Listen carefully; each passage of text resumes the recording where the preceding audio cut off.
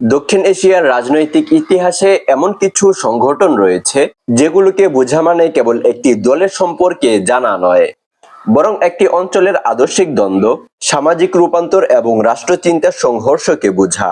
বাংলাদেশ জামাতে ইসলামী ঠিক তেমনই একটি সংগঠন। 1941 সালে ব্রিটিশ ভারতের পটভূমিতে মূলত জন্ম নেয় জামাত ইসলামী এই সংগঠনটি।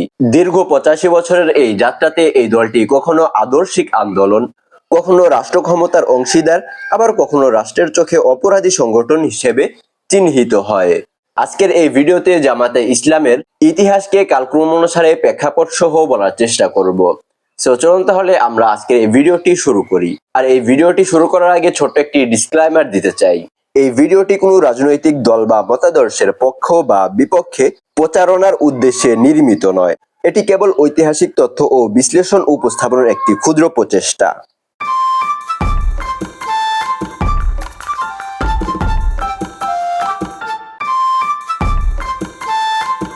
1941 সালে জামাতে ইসলাম এই সংগঠনটির আত্মপ্রকাশ ঘটে কোনো রাজনৈতিক দল হিসেবে নয়, বরং এই দলটি আদর্শিক আন্দোলনের মাধ্যমে গড়ে ওঠে। 1941 সালের 26শে আগস্ট ব্রিটিশ শাসনের অধীনে থাকা ভারতের লাহোর শহরে মাওলানা সৈয়দ আবুল আলা মাওদুদীর নেতৃত্বে জামাতে ইসলামী হিন্দ প্রতিষ্ঠিত হয়। মাত্র 75 জন প্রতিনিধি নিয়ে মূলত এই দলটির যাত্রা শুরু হয়।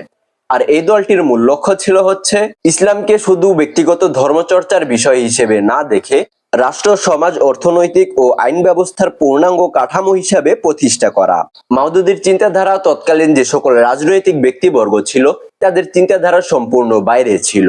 কংগ্রেস যেখানে ধর্মনিরপেক্ষ জাতীয়তাবাদে বিশ্বাসী আর মুসলিম লীগ যেখানে দ্বিজাতি তত্ত্বকে কেন্দ্র করে রাজনীতি করছিল, সেখানে মাওদুদী এই দুই পথকে প্রত্যাখ্যান করে হুকমে ইলাহি অর্থাৎ আল্লাহর সার্বভৌমত্বের ধারণা সামনে আনেন। এই চিন্তাধারা মূলত জামাতে ইসলামকে অন্য সকল রাজনৈতিক দল থেকে আলাদা করে তোলে। তবে একই সাথে জনগণের ভিত্তি বা জনগণের আস্থা অর্জনে কিন্তু জামাত ইসলামীকে বেশি কাঠখড় পোড়াতে হয়েছে। 1947 সালে ভারত বিভক্ত হয়ে পাকিস্তান রাষ্ট্রের জন্ম হলে জামাত ইসলামীও কিন্তু বেশ ভালোভাবে বিভক্ত হয়ে পড়ে। একদিকে জামাত ইসলামী পাকিস্তান গঠিত হয় আর অন্যদিকে জামাতে ইসলামী হিন্দ নামে আরেকটি দল গঠিত হয়। মাওলানা মাওদুদী পাকিস্তানে চলে আসেন এবং নতুন রাষ্ট্রের আদর্শিক ভিত্তি নির্মাণে সক্রিয় ভূমিকা রাখার চেষ্টা করেন।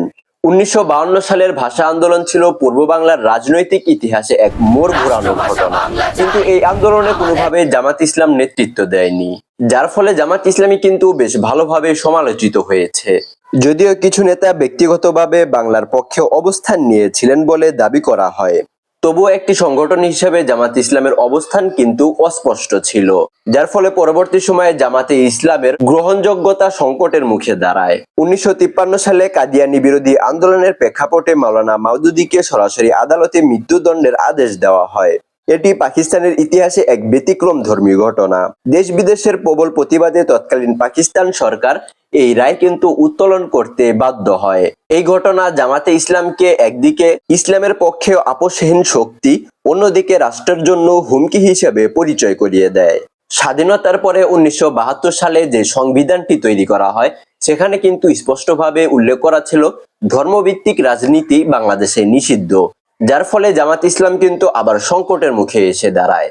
স্বাধীনতার পরবর্তী সময়ে জামাত ইসলামের অনেক বড় বড় নেতা আত্মগোপনে চলে যায় এবং কেউ কেউ পাকিস্তানে বা ভারতে চলে যায়। 1975 সালের রাজনৈতিক পট পরিবর্তনের পর জিয়াউর রহমান ক্ষমতায় এলেন, ধর্মভিত্তিক রাজনীতির পথ আবার খুলে যায়।